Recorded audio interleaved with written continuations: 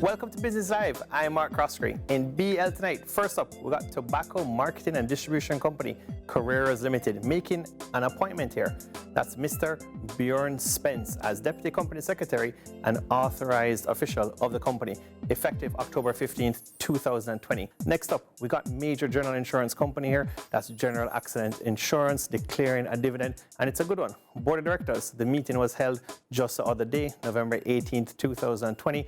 Dividend declared of Jamaican dollars, roughly about 21.5 cents per share. It's going to be payable before Christmas, folks, which is good news for shareholders of ticker symbol Gennak, December 14th, 2020. Next up, we've got iCreate Limited coming up with a release here. Corporate advisory, late submission of their Q3 or third quarter financials. So the company advises that it's in the final stages of preparing its unaudited results. That's for the Q3, as we said, or the third quarter.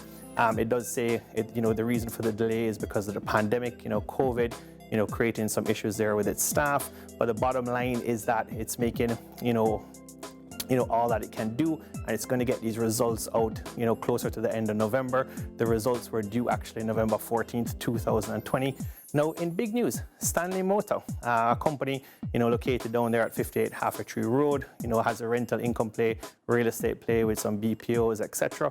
Continues to do well, has a steady result here, steady hand for the third quarter and the 9 months year-to-date results for 2020. So nice results here. Revenues 117.8 million Jamaican versus 106.2 million Jamaican year over year. So nice revenues there coming in very steady. Now net profits jumping for the third quarter, 55 million Jamaican versus 49.6 million Jamaican.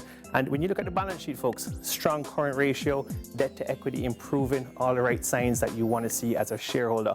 Last up, Lasco Financial, a company we've been talking about quite a bit on Business Live BL. It really was underperforming. The loan book was growing very nicely, for the last couple of quarters, even the last 12 months, but the results just weren't hitting the bottom line. Now we're finally seeing Lasco Financial ringing that cash register.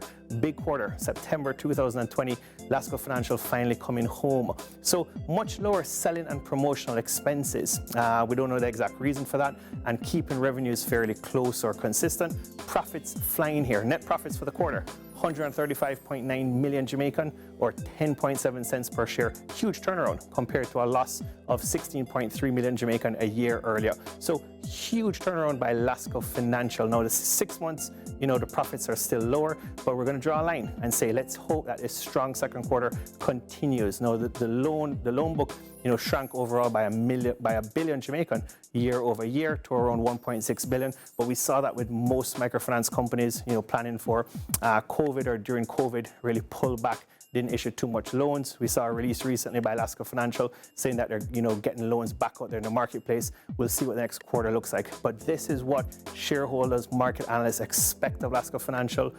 Before, we're now seeing it in this quarter, and they expect to see this going forward. Kind of annualized EPS 40 cents or more. Let's see if it continues. I'm Mark Croskery. This is Business Live.